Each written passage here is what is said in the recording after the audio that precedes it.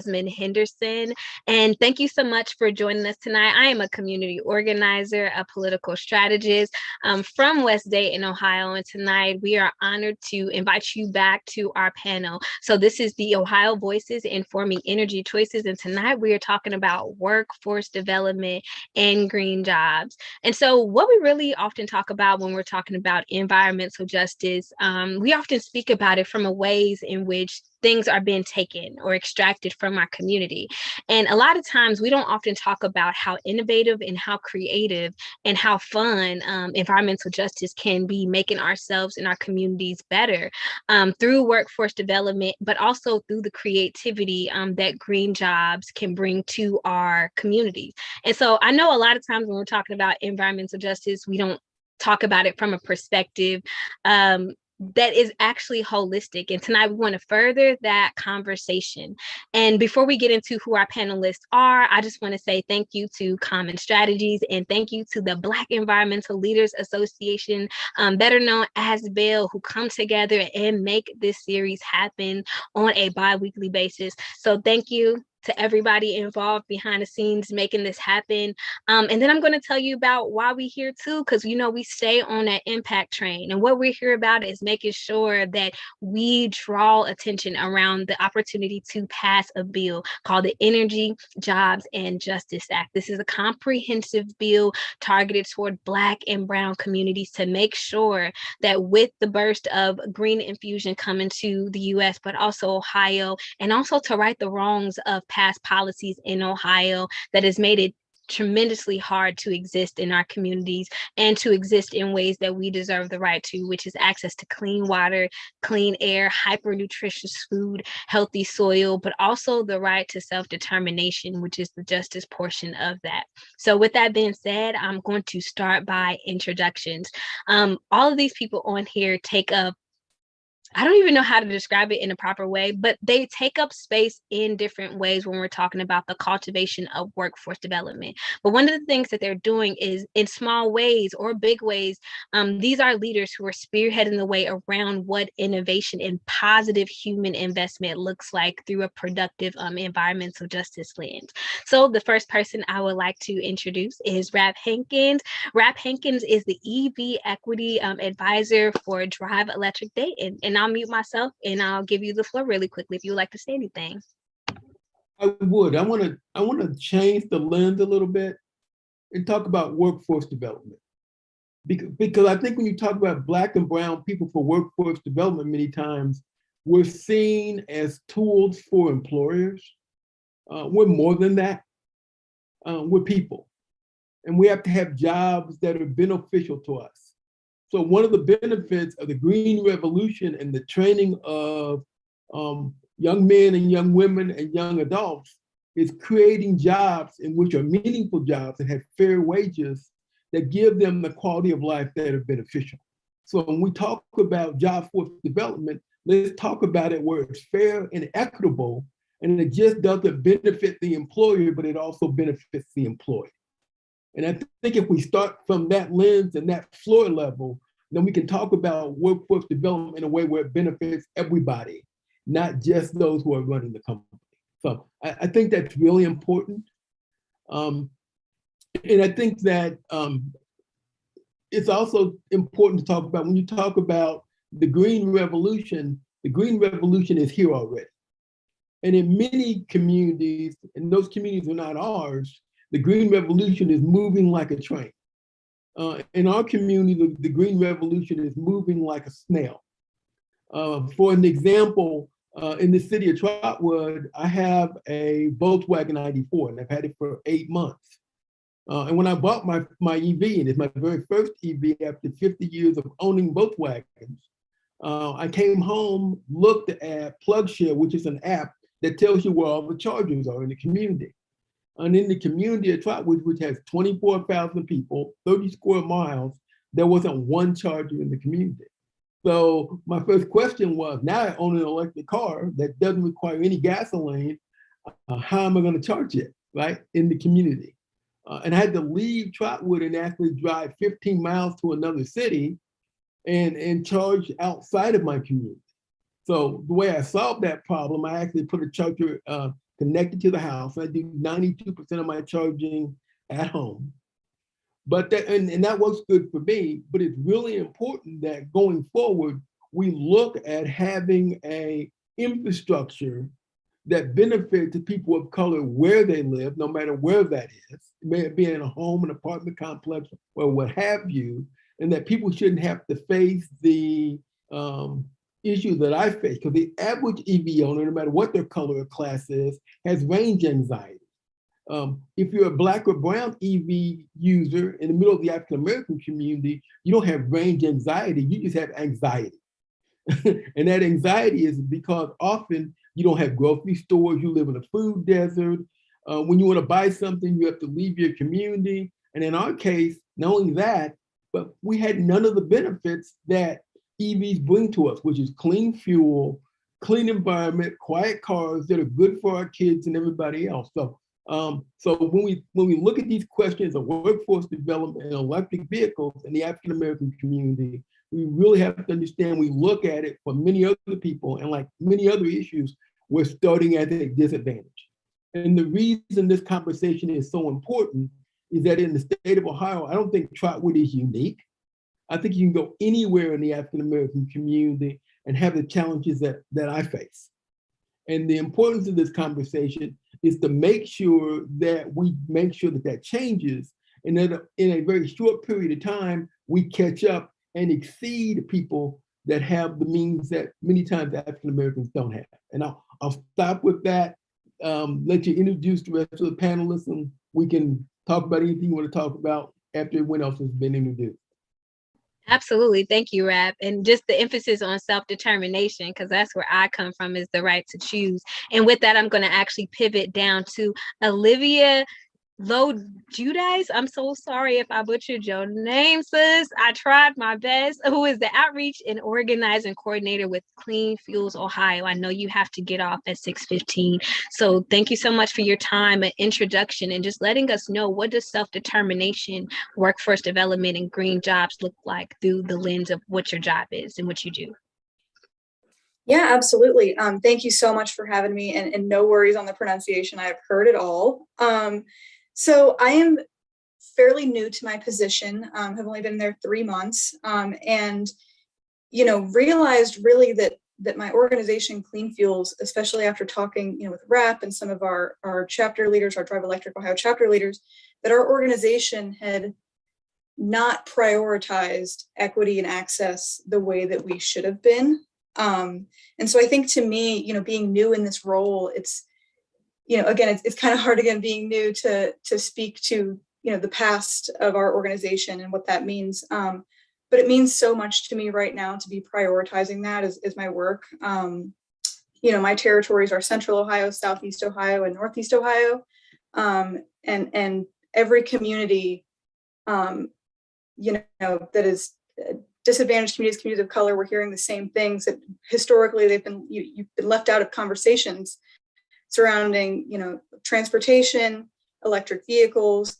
And so I am honored to be, able to now kind of have an impact and, be able to give people the space and the floor that they've deserved for quite some time now. So yeah, thank you so much for that introduction. I will be staying on for a little bit. I just will stay muted and we'll stay off camera.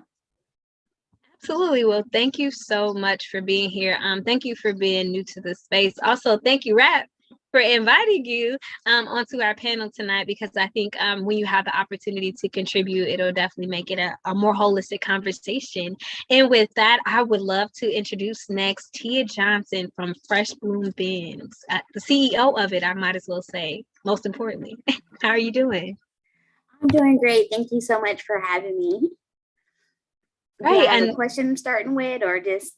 Yeah, just tell us a little bit about your business, how your business shows up, what does it mean to be a small business owner who does what you do, and how does this contribute to green jobs?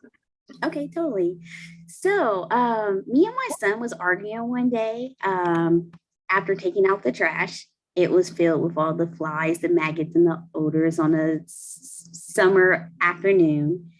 And he said to me, "Don't nobody want to clean no trash cans," because I told him he had to clean it. And I joke now and say like the trash gods came down and I couldn't sleep that the whole night. And I got online figuring out how can I solve this problem? So I always say I started this business because I just thought it was a cool idea. Like, don't nobody want to do the dirty job, but it has to be done. What I found after going into I'm in the Columbus, Ohio area. So we started cleaning the 300 gallons that you see in a lot of urban communities. And we started cleaning in the Linden, Southside, and Franklinton area.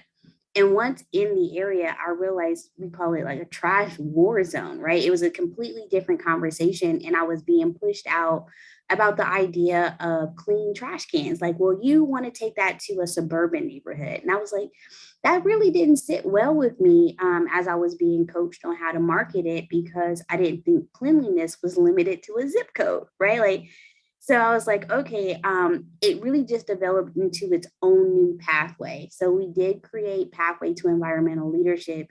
And that was really based on the conversations that we had within the community. There were people that was a little confused on why we would do what we do. And then you had your allies and advocates. It was like, absolutely bring it to the community. But we do have some very clear asks. And the ask was, can you hire from the community? And as I was beginning to work with individuals in the community, I started to notice the disconnect on when I was working with municipalities, how they viewed the trash problem versus the people who lived in the community view the trash problems. The second thing that we noticed is the language and the material that was marketed and how you would report, for instance, like the 311, if your lid is missing or if there was damages.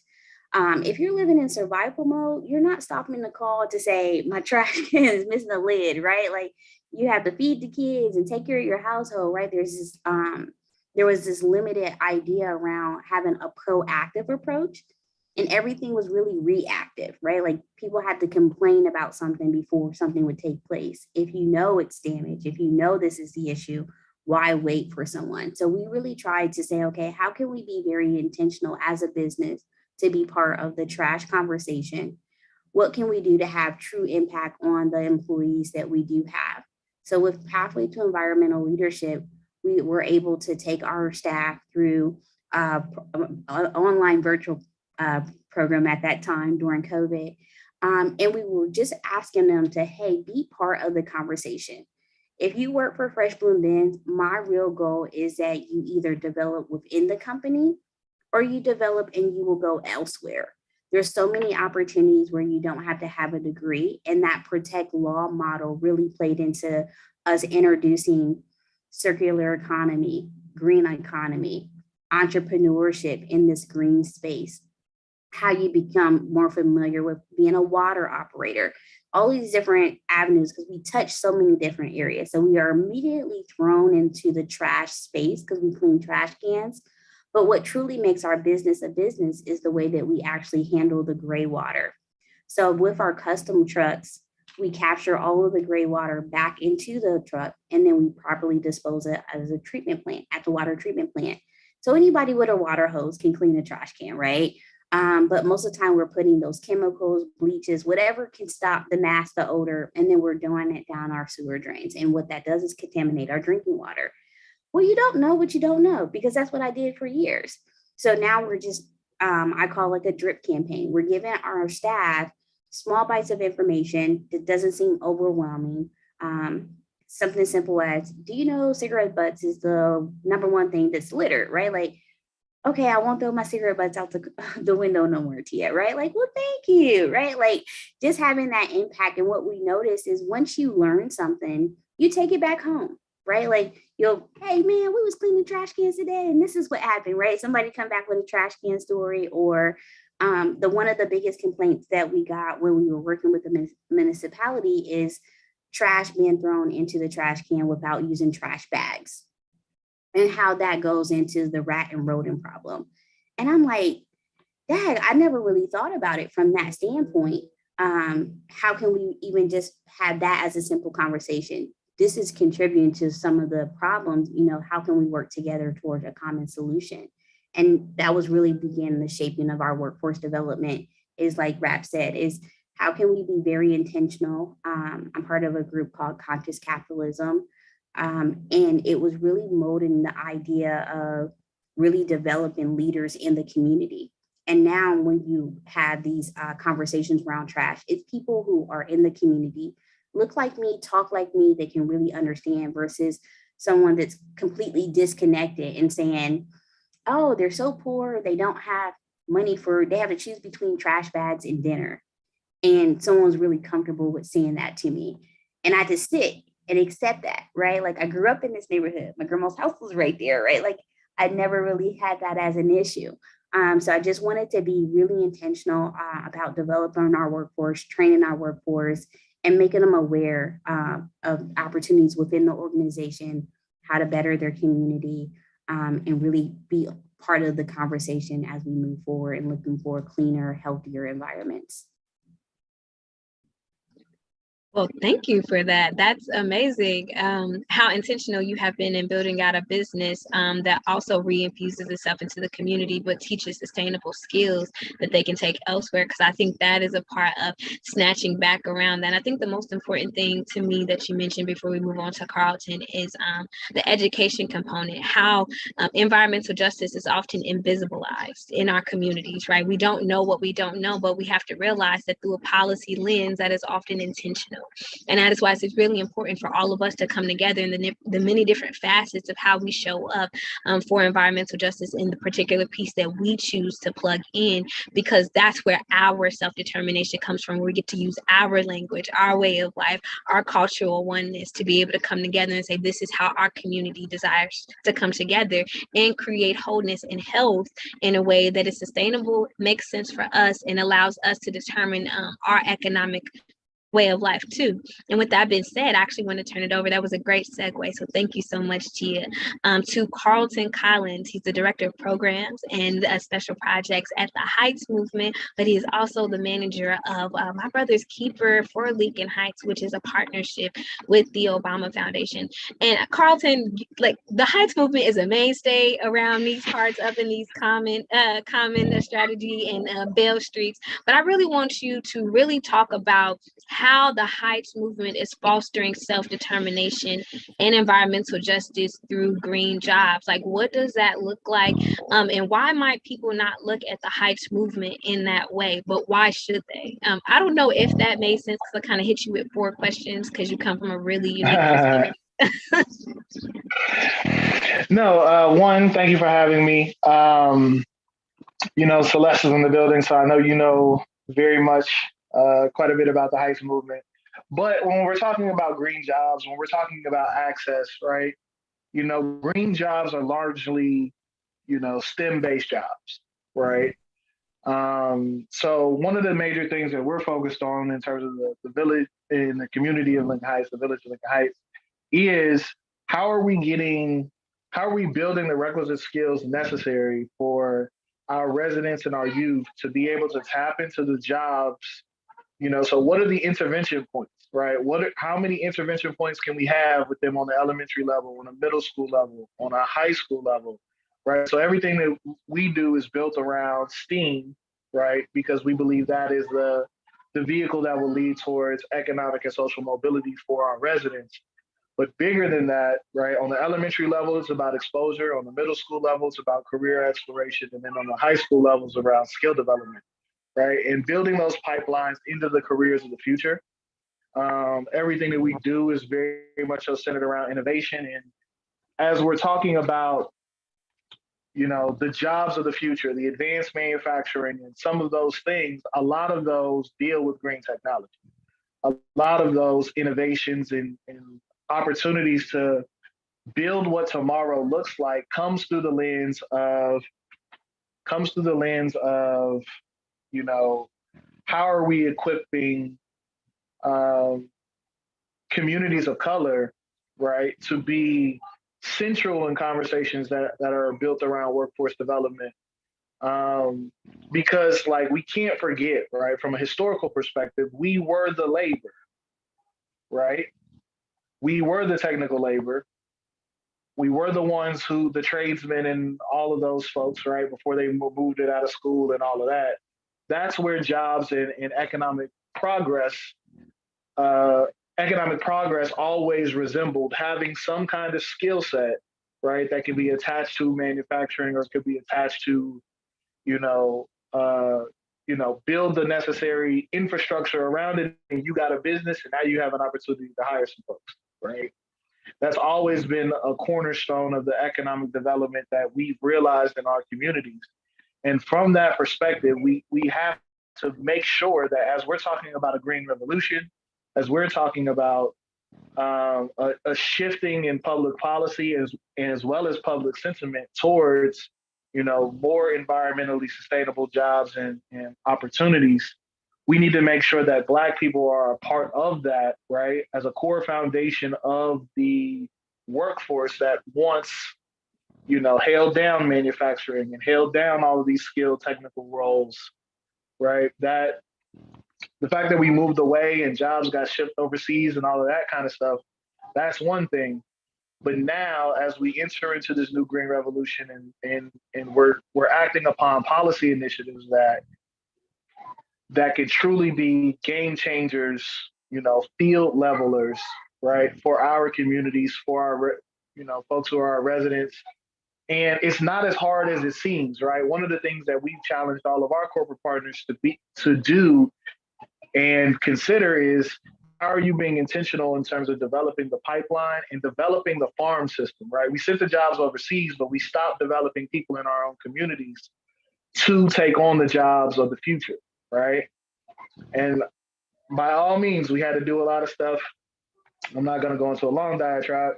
We had to do some things to impact healthcare, by all means. But I always felt that there was an opportunity missed within the Obama administration coming out of or dealing with the recession, right? And a lot of joblessness.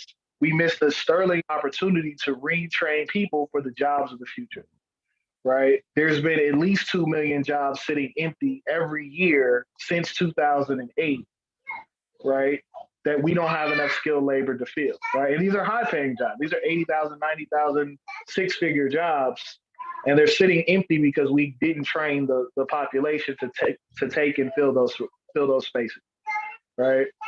So all that's to say is that as we're talking about green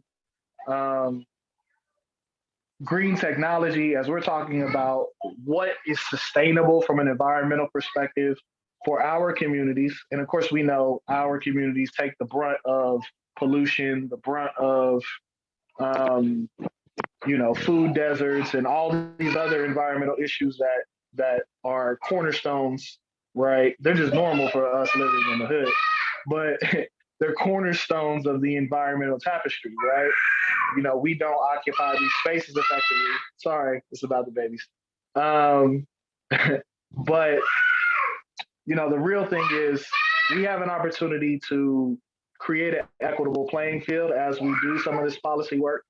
And it's our job, right? And it's our responsibility as those that are in the know to make sure that these things stay on the table and stay in the forefront. So I commend you, Jasmine, for the work you're doing, and everybody here.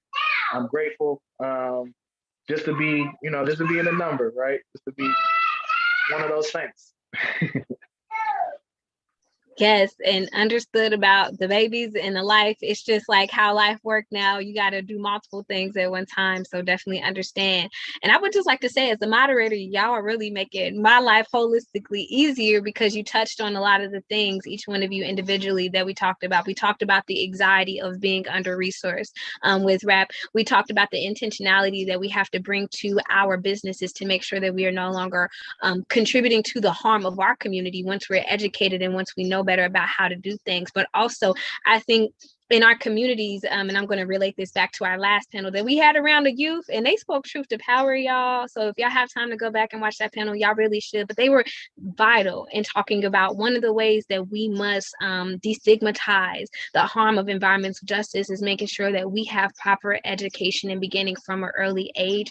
And oftentimes when we talk about jobs, we do talk about STEM, but we talk about it in a way that many of our community members and many of the people who are in our communities can't contribute to and can't do. And what I mean by can't is we don't have access to it in our educational systems. And I really thank Carlton for really pointing out that manufacturing is science. Manufacturing is technology. Manufacturing is innovation. And there's a lot of things that we within our communities have built out generation by generation. So these are not jobs that innately we have not done in the past. It's just that we need to make that slight pivot to make sure that when we do make these intentional pivots and we make sure that we're at the table now through policies like EJA, that it doesn't harm our community and it's actually taking care of our needs that address historic issues within our community, economic issues within our community of being BIPOC and being divested from, but also allows for us to basically create what infusion looks like.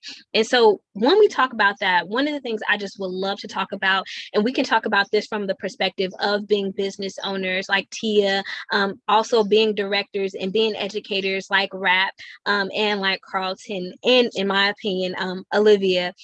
When we talk about these things, there's something we have called in the Egypt bill, just transition communities. Just transition communities would basically mean that there is an off-ramping of a strategic amount of resources that will come down through this bill that would create an executive branch, basically, or another executive office within the executive branch. So the governor will kind of be over control of this as an accountability measure.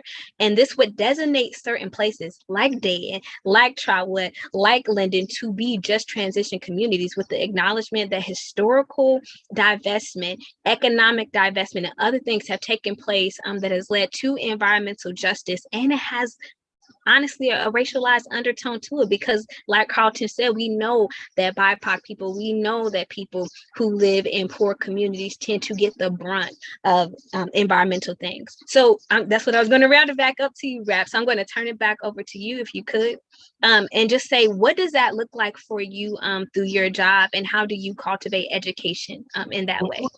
I want to raise a few other issues if you let me, okay? First thing I want to do is I want to talk about there are certain bills that are things that are already happening that we cannot look away from. Because right now there is $5.8 billion that is coming down from the Biden administration to build EV infrastructure. 40% of that, 5.8 billion, is supposed to go to underserved communities. And what's happening is we have, and I was thinking about the term I wanted to use today, and historically it may not be accurate, but we have carpetbaggers who are coming into our community who are telling us, well, this is what you need to do to build this infrastructure, without talking to us, okay? And without talking to what our needs are. And it's really important that we go to our city councils, that we talk to our mayors, we talk to our city managers, we talk to our citizens and ask them what they want. And you should say to me, Rap, what are you talking about, all right? One of the biggest issues when you go to the white community, you talk about EV charging, 92% of white people charge in their garages at home, all right? So they own homes. But what is the percentages of African Americans who don't own homes, the people of color that don't own homes, right? We live in apartment complexes. So when you talk about apartment complexes, there's something called the right to charge, right? And what the right to charge means is that you should be able to say to your landlord, I would like to have a charger in my apartment complex where I can charge my EV when I buy it, right? Well, there is no right to charge in Ohio. So it's really important that we begin to create policies that benefit us when we look at the ways that we live, number one, right? And that it's very important that if we're not going to have chargers in apartment complexes, that we have what is called DC charging, which is rapid charging, centralized in communities of color, that once we own EVs, that we can go anywhere we want to and charge them quickly and go back home to our families. These are things that have to be policies that need to be made on the county level and the city level. And it only happens if the masses of people in our community start to ask these things to happen, right? Secondly, there's an actual bill right now, and that bill is Senate Bill 307. And that bill is the bill that is meant to accelerate Ohio auto industry in Ohio. Well, the benefit of that bill is that bill generates in the first 2 years $10 million to create industries for EV industries in Ohio. Well, if we're not careful, we're going to be left out of that whole discussion, right? So we need to know all the bills and all the things that are on the table that the Republican Party is apt to pass in Ohio. Because remember, and I say this and it makes people angry, you could take a Volkswagen bus, you could take it to Columbus, and you could put all the Democrats in it, and they could ride around Ohio and not pass one bill. So it's really important that we put bills in place that is in the interest of the Republicans. And I'm an independent, by the way. I'm not a Democrat or Republican. I don't like either one of them. So my point is that we support bills that benefit us and that benefit the disadvantaged that we have. Because, you know, it's one thing to know that we are the people of the past that created jobs, but what the present has taught us that when jobs are generated, even those manufacturing jobs are creating in other places in urban and rural areas where we can't get to. And without cars and chargers, how do you get to those jobs, right? And one of the major things is that one of the largest institutions in Ohio that's training people for EVs is Sinclair Community College. It's the largest community college in Ohio, right? And Tesla has given money, and we can talk about Tesla if you want to in a whole nother discussion, given money to train people to EVs, and you go and look at their program and see how many of those faces are Black and brown. So it's really important that we understand that the green revolution is not coming. I'm gonna keep saying this all night long. The green revolution is here, okay? It's here. And other people are engaging in this revolution. We are not engaging in this revolution. And it's important that we do. What we did in Trotwood on Earth Day, we went to Trotwood Madison High School, and we took all the kids in the science program. There was 109 of them. And we gave them a 45-minute history on the history of EVs and explained to them that they need to start getting ready for that right now, right? And then we took them outside and we put them in electric cars. And we drove them around the campus, right?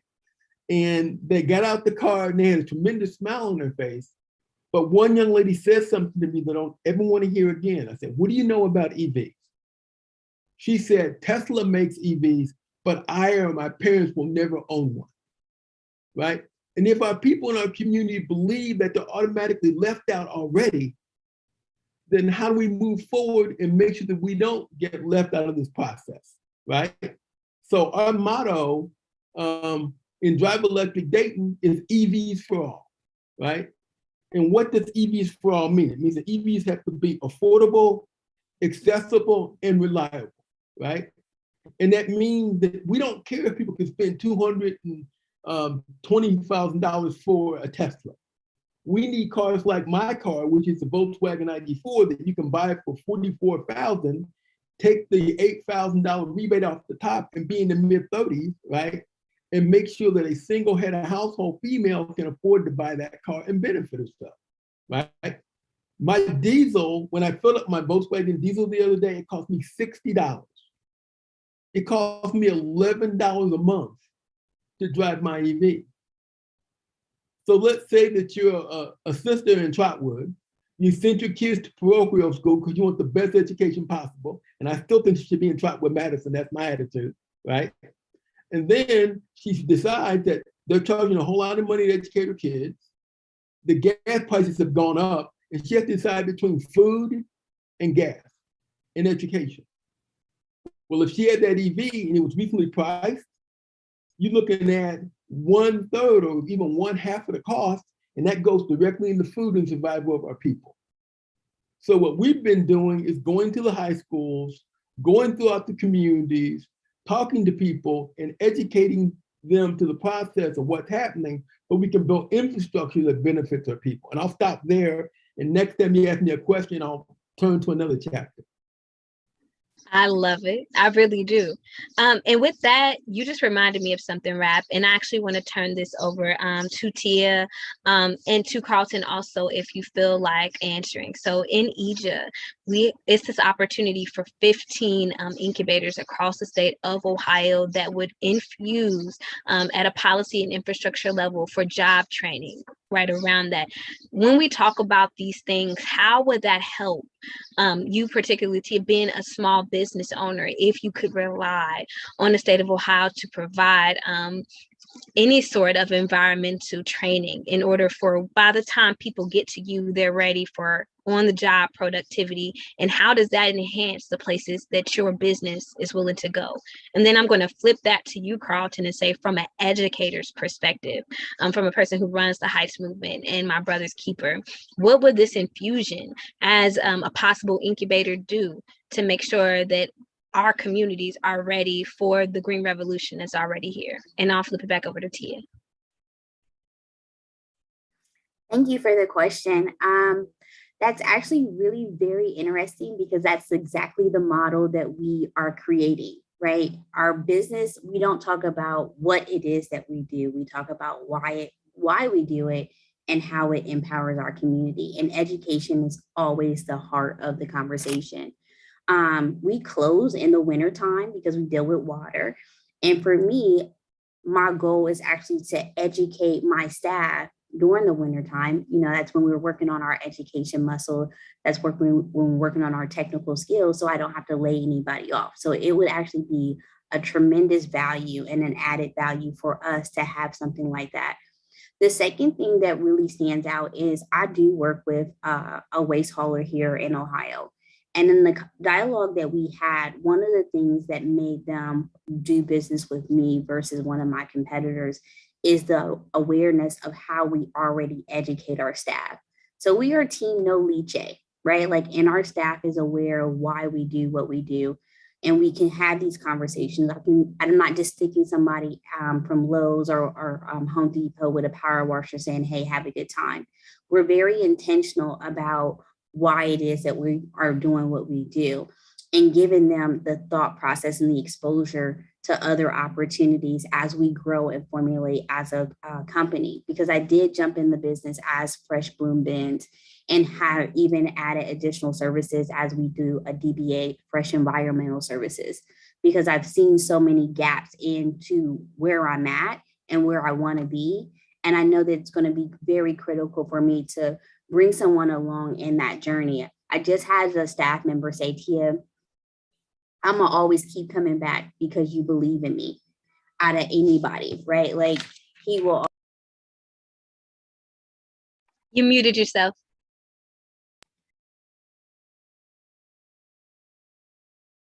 Okay. One of the things he really talked about is just someone believing in him, right? And that's often what we really need, is someone to see us, tell us the value that we have, and it automatically just allows us to continue to feed into ourselves. And that's my mission. That's my why. I always joke, I'm just a girl from around away with a dream, but really the honest truth is someone believed in me and built that confidence in me. And it allowed me to be able to explore these other opportunities where I'm now the only Black female in this space that operates this trash bin cleaning service, right? And from being here, I now get to bring others along with me and really explore, their skill sets and how they can be part of the conversation. So that would be amazing. And I think Carlton hit on it earlier with the education of the youth. We really been asking and pushing for, besides financial literacy, trash is the other missing class. And that's my that's my slogan, right? You never know. I was unaware of some of the things that were put in place, why we're not able to send our recyclables because they're so contaminated. I was unaware of some of the issues and challenges that we were facing in the trash environment. So when we are educating our children in our workforce development, being aware is just part of the problem, right? Just being, let's start there. Let's start. I said, with the elementary kids, how to properly bag our trash, right? Something so simple, and it becomes a lifestyle, right? This is why we do this. You definitely hit on, the blueprint to success that we have, which allows us to be able to educate our workforce. Again, we use Roots of Success curriculum. It's an introduction to 25 different green jobs. So you're not just coming here to clean trash cans. We're really investing into our staff so that they can have additional skills and we can grow as an organization. I'm like that's amazing. Like you are really, whether you know it or not, your intentionality is really cultivating a safe space where we can actually practice what we, to me, as Black and brown people are so good at, which is communalism, like really not leaving each other behind, but not through a survival tactic, right? Not through because we have no other choice, because it is, and this is how we should be investing in one another, because when I know, I come back and I do for you, and then we can do together, and that's how we fix the problems of our community. So I love that. I could like the way you talk about workforce development is really from a nurturing place. So I really just wanted to impart that on you. And then pivot it back over to Carlton and really talk about like our babies, our youth, the cradles, like our future, and how these 15 incubator programs, like in the resources that it could give you, how could that cultivate, making sure that we're in charge of what workforce development looks like for us, and making sure our communities are healthy and safe too. So I'm gonna try to do this. If they get too loud, I'm just gonna pan the camera towards them, because cute and dimples usually solves everything. But right, I'm glad she mentioned those things from a workforce development perspective. But as we talk about education, right, I think would something like that have great impact in a community like Lincoln Heights? The question is, the answer is absolutely yes, right? Because what we're attempting to do from a STEM perspective, is, couldn't stop it. Here he is. This is Judah. Hi. And then this is Asher's. Hi. Okay, so y'all say hi. So let Daddy talk.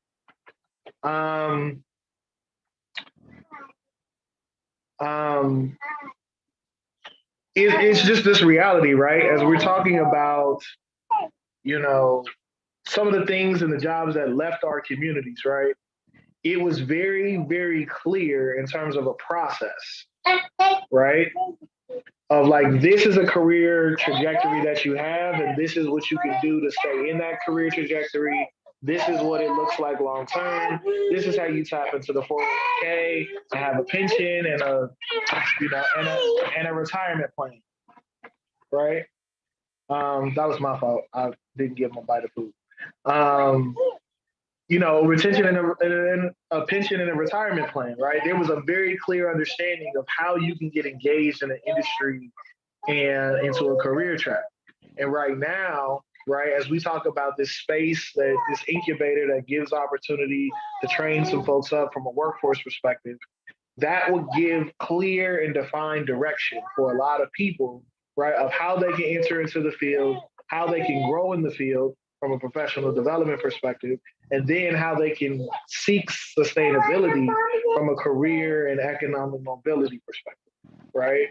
So things like this being located specifically in communities of color, BIPOC communities, there's just a huge opportunity that exists. Stop, please.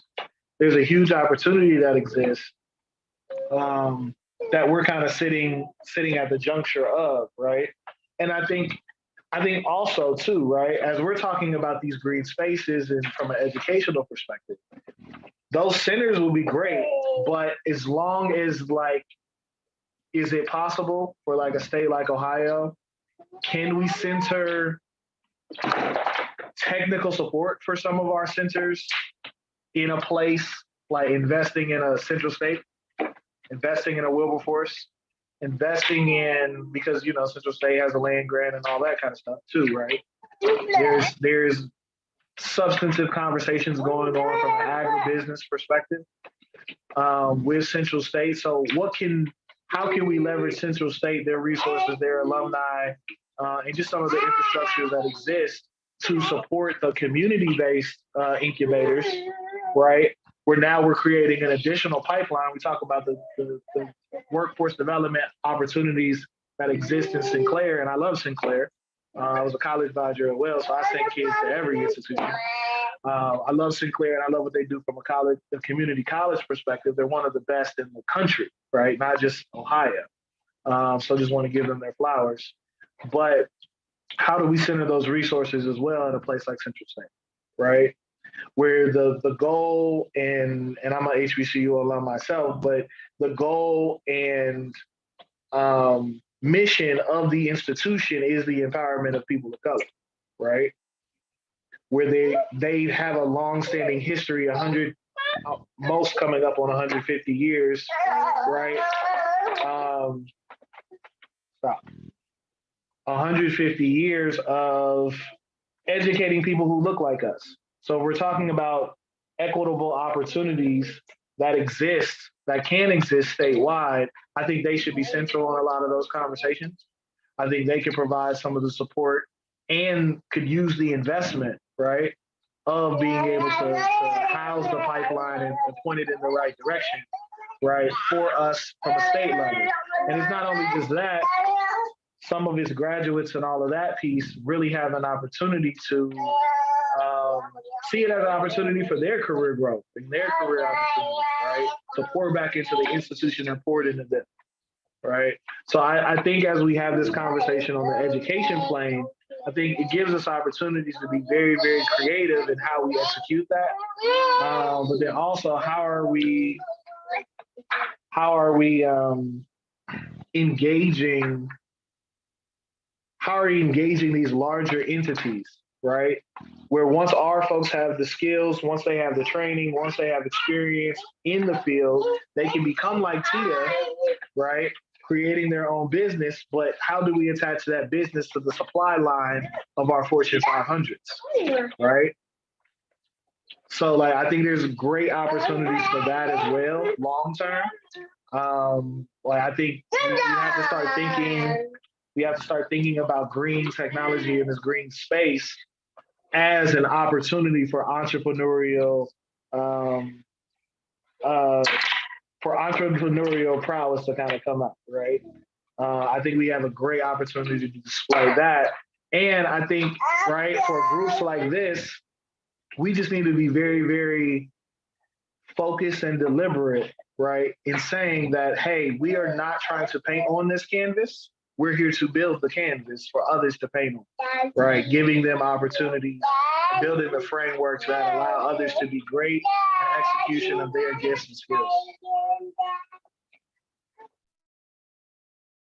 Thank you for that. And you hammered such an important point, which is seeing ourselves, which contributes to motivation, which is why it is so important that we do have incubator programs that can micro grant and provide resources and infusion into our communities, because then there doesn't have to be a cultural chasm in who understands, who educates us, who looks like us.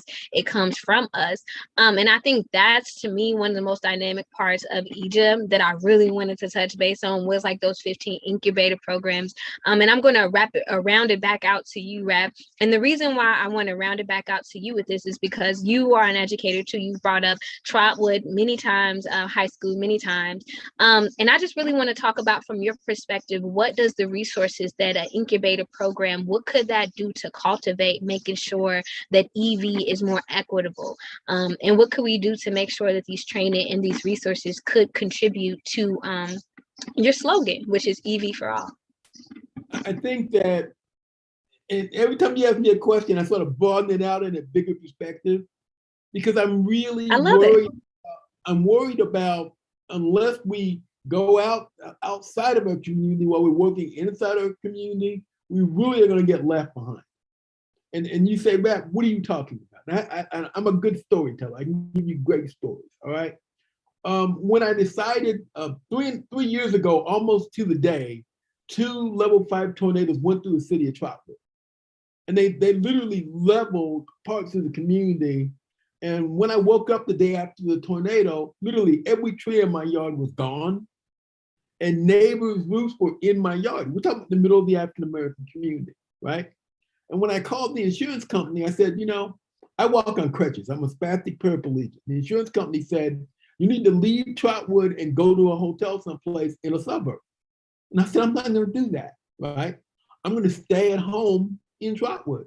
So when I went to Lowe's to get a gas generator, there weren't any, right? There weren't any in the middle of the Black community. So we had to leave. We had to go to the furthest end of Trotwood, and I bought a generator, brought it home, filled it up with gasoline, turned it on, and it was loud. The fumes were ridiculous. And I said to myself, I better learn what green generators look like, right?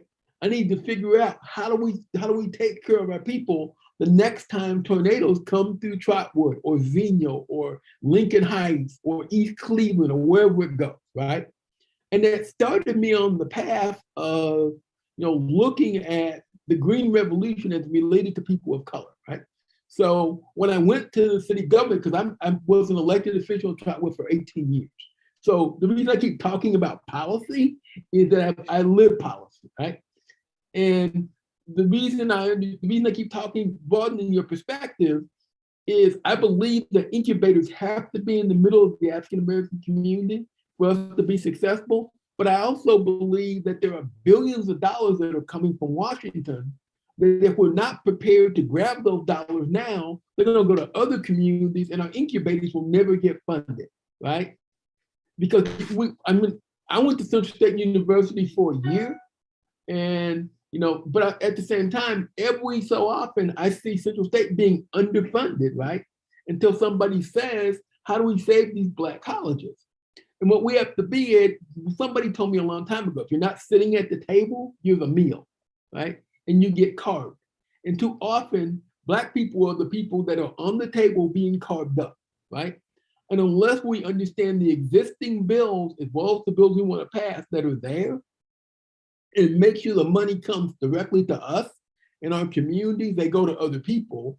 And then the wrong kind of people are telling us how we need to spend the money to benefit ourselves, right? So a good example of that, and I don't know where you live, but in the middle of Trotwood, there are no car dealerships. There are none. So if you want to buy a brand new car, you have to leave Trotwood, or you have to go to some little dinky car dealership and buy an ICE car that pollutes us and kills our kids, right? So one of the things I'm doing is I'm visiting literally all the car dealerships in the suburbs. And I'm saying to them, how many EVs are you going to have in place? What are they going to cost, right? And when are you going to sell these cars? For, in fact, I can go back to the African American community and say, this car is available. It costs this, this is at this dealership. Because once people start seeing that capital is coming from the Black community, even though we want to keep capital in our community, then the resources we need for our survival get created out of capital, right? So one of the things we're going to do as Drive Electric Dayton on June 25th, we're going to go downtown to the Dayton Dragons. And I bought 40 car spaces. And what we're going to do is put 40 EVs in a space. And I hired a DJ, right? And we hired a Black business, which is going to pass out popsicles to the first 100 people. And we're going to show 10,000 people, and hopefully some of those will be people of color. We're going to show them EVs. Because if you don't know a thing, you can't understand a thing. And if you don't know a thing, you can't operate on it. So it's one thing to create an incubator, but if you don't know what you're going to incubate, it fails, right? And if you don't know where people are going and where people have been and what the revolution looks like, then you have to create the revolution yourself. And the point is, we don't need to create the green revolution. As I said earlier, it exists, right? We need to become participants in that, right? And we need to make sure that the infrastructure and the dollars come to our community where they're meant to come, right? And we get benefited. You say, Rap, you sound passionate. Well, my passion comes from when I wanted to go see EVs. I don't know if you know where Springboro is, but it's a long way from Trotwood. So I had to go to Springboro, and I had to go and look at all these Tesla owners, and none of them look like me, right? So when I walked in, they said, Rap, you really don't want to buy a Tesla. You don't want to buy a Volkswagen. You're Black. You want to buy a used EV. And I was angered by that, right? And when I got my Volkswagen ID4, I took it back and said, no, I don't want to buy a used EV. I bought a new EV, right? And the benefit of this is, let's look at history for a minute, because I really want us to grasp this fact. When Black people historically could not buy homes because of redlining, what did they do? They would buy cars, right? And my father's favorite car was his Cadillac. And he kept it cleaner than his home because his Cadillac was his sense of pride, because he could show people that he was working, that he owned something, and he had value, right? And many times in the African American community, we will buy things like Fords and Cadillacs and Teslas and things of the sort because we can't afford homes, but we want to show people that we can still own material things under capitalism, right? And what my whole point is, when it comes to EVs and the green revolution, we have to spend money with people and educate our people so the things we buy benefit us, right? And not just benefit others. And that's why we're doing the EV out to the ball game. And I listen to Sus and what she's doing in her business. I look at Brother, what he's talking about in incubators and the missions that you're making. I think all these things are essential in our community, right? But if we don't maximize the funds that are coming from Washington, believe me, if we don't spend them, other people will spend them. And they will go to other communities. And I'm telling you, in 2 years, we're gonna have Trumpites in the White House. And these funds are gonna die. And we gotta maximize them now and make sure they serve us. So I think it's important that all of us get together, make sure that we train our folks, develop incubators, protect Central State, right? And at the same time, buy vehicles and things that really manifest the health of our community. And one last example, I decided that I wanted to put solar on my home. So I thought, I own an EV, I want to drive on sunshine. Well, to do it properly, it's going to cost me $60,000. And I asked myself, how many people in the African American community in the state of Ohio have $60,000 for solar? Well, they don't. Once again, we have a green digital divide that most of the people in Ohio that are putting solar in their homes are wealthy white folks, right? So I decided that in our community, there are brownfields. And what these brownfields are, where industries used to be, we should be able to put solar fields in these brownfields, right? Generate the savings from the solar and then lower the cost of power for our people in our community.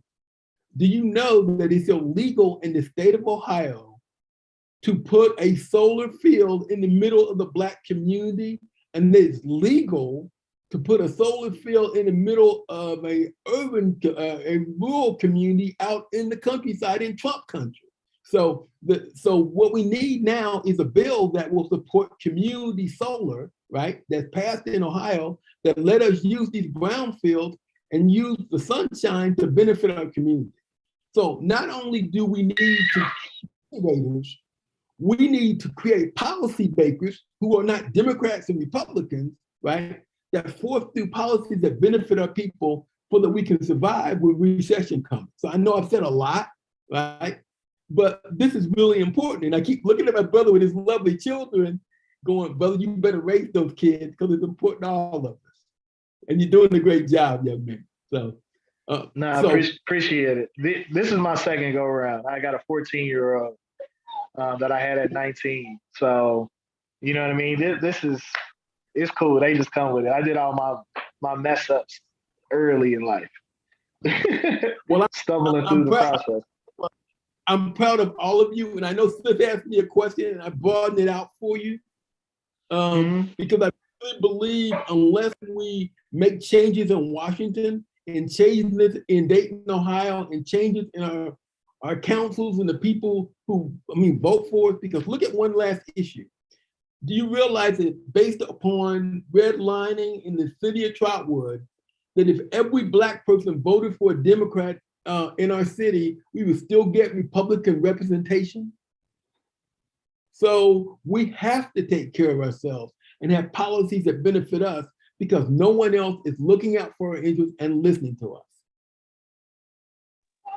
And one, I agree with everything that you said, very much so.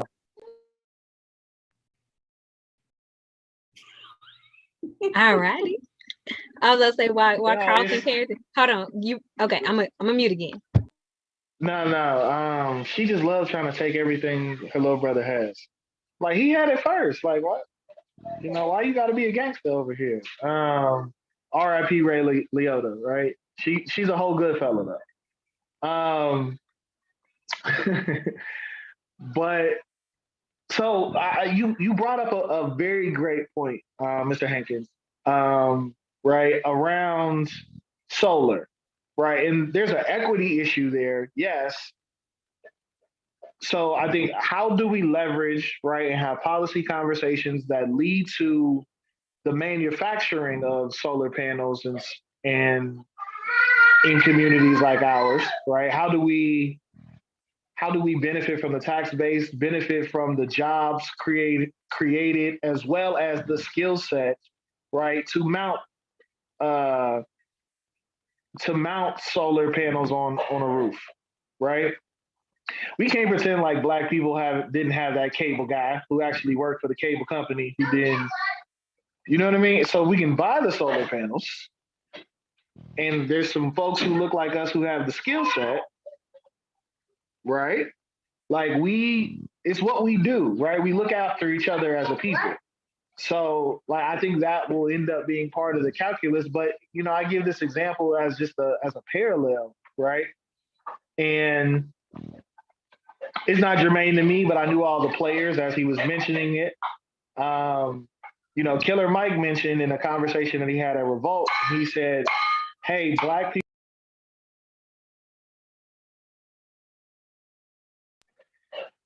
people could not, we weren't the architectural firms, right, when it came to building Hartsfield-Jackson Airport.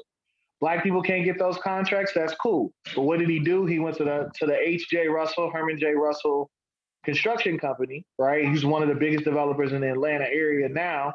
Maynard Jackson, who was mayor, so as we talk about those elected officials, Maynard Jackson said, okay, cool, but we can lay pavement. And all of those contracts ended up going, no, thank you. All of those those contracts went to H.J. Russell Company, right? He's one of the largest developers. He's mentored, C.D. Moody construction. C.D. Moody is the ones who built the Georgia Dome and Georgia World Congress Center and most of Centennial Olympic Village, right? But it became something that ended up getting passed down. And there was an opportunity to say, hey, what are Black people equipped to do? And when it comes to roofing, when it comes to installation, HVAC, and all of those things, we have people who have those skills. Stop. Thank you. We have people with those skill sets. And from that perspective, we need to figure out a way to empower them in the short term while we're building the infrastructure in the long term around workforce development in this green space. There's some things that we have people qualified for, right? And really, if we're talking about it from an equitable perspective, right? We need to be also thinking about long-term, how are we creating a minority-led or BIPOC-led union for green jobs? Because our relationships in unions in terms of traditional trades has not been great. So we weren't included in the design of the policies that protected the workers, right? So in this new space, how do we also, do a foray into that? But just leveraging the skill sets that we have available within our community right now that can be a part of and contribute to the long-term expansion of this job sector. Like, I think that's a conversation that needs to be had. And for the manufacturers, Tesla and otherwise, how are we getting to the table? How are we making sure that a certain amount of training is being provided to members of our community as a way, because there's $50 billion that was pledged in terms of equitable redistribution of dollars and investments post the murder of George Floyd. Okay, what does that look like from a job training perspective and empowering minority communities to access the jobs of the future that get back to us having, right, that economic mobility in our communities, right, an expanded tax base to do more things, right? The village of Lincoln Heights was originally, right, the first public housing in Lincoln Heights was the Valley Homes. The Valley Homes was the Black housing in 1941. It was a Black housing for Wright Aeronautical Plant, which later became GE Aviation, to be able to house the Black the Black employees, and the white housing was in Green Hills, right? So that was birthed out of a Department of Defense contract, right? And then those jobs existed and persisted, providing the economic stability of a community like Lincoln Heights, who then later become the second wealthiest Black community in the country, right? Throughout the 60s and the 70s. So job training and being placed in traditional corporations is an economic strategy that is available to us, right? If it's done wholesale and it's done in a comprehensive nature that also addresses the needs of the people in the community on the ground. But more importantly, if we can set something up, right, attached to careers that exist over generations, right, now we have an opportunity and we have a vehicle to disrupt generational poverty. We have a vehicle to disrupt generational lack of education, the lack of skills that is passed down from generation to generation, right? The educational or the educational attainment levels or lack thereof, right, that is passed down from generation to generation. So getting that corporate buy-in for us to be a part of that process and that system from a education perspective, but as well as how can we use our hands and how can we get active in this space immediately? That's a huge conversation that we got to have. I'm here for it. You know, if I gotta, it don't take much for me to get going and ruffle some feathers. So anything you need from me, by all means, let me know. Right? I love the work. I love this conversation because it's a progressive conversation about the future, and we get to do intentional imagining, right, of how we get to fit into that tapestry, and how are we going to play a large role, particularly in our urban cores, right? How can we play a large role of what does it look like from a housing sustainability perspective, right? It's not enough just to be in the house. In the house, how do we cut the cost for the people of the house, right? And my thing with solar panels, it's a theory that I would love to be able to test. If we put a solar panel on the top of everybody's house in Lincoln Heights, could it power GE Aviation? We're right across the highway. I'm just wondering, is that possible, right? It's possible. We don't have a right. It's possible. So just how do we get creative, right? How do we get imaginative? How are we moving beyond, right? Our corporations, by all means, they love the opportunity to market to us and sell us products. But what does it look like? And this is part of the great work that we get to do in terms of the Heights movement. We work closely with GE, we work closely with Procter & Gamble, we work closely with United Way and a lot of these other corporate entities. And we've been blessed and fortunate enough to do so. But the first thing that we ever went to them and asked them for was the investment of time and talent, right? Teach us project management in the way that GE does it. Teach us these skills that allow us to then empower our residents to be a part of the solution, to create, you know, we complain and identify problems through the wazoo in terms of our communities. But how many people are working with us to allow us to be part of the solution and not a solution that's defined for us? I love that.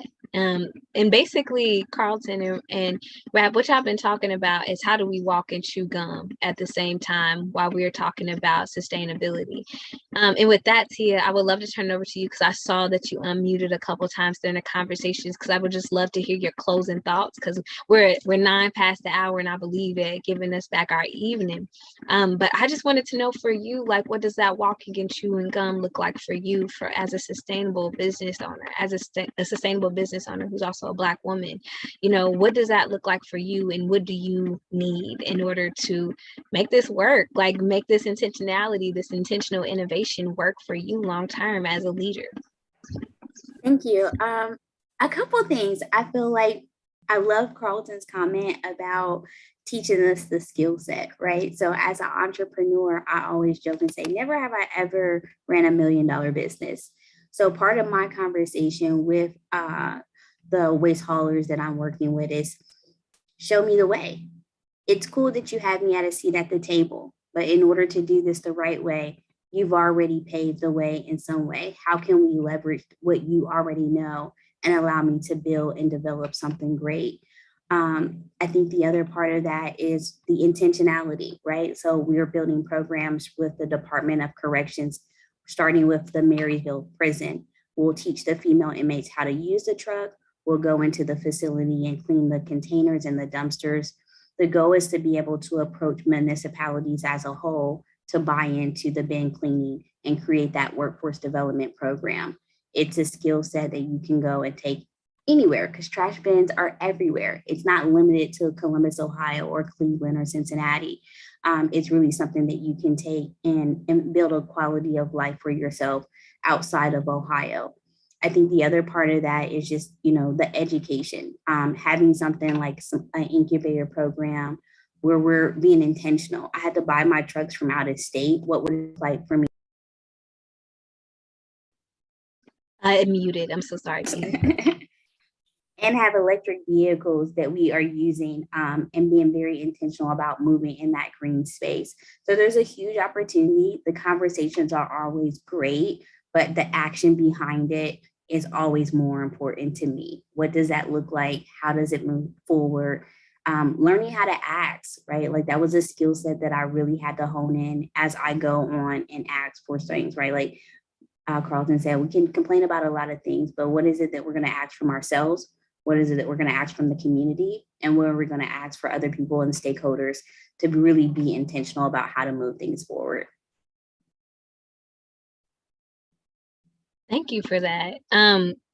That asking for help piece is really important. I feel like a lot of us who are educators or who are spearheads in the community is knowing what to ask for and how to ask for it and knowing what to observe and when to, which I think is what you and Carlton really talked about in the last part of this. And with that being said, Mr. Hankins, Tia, Carlton, thank y'all so much for this conversation tonight. I wish it could go on longer because this is a good conversation and it's only just the beginning. We've really only touched the basis of it.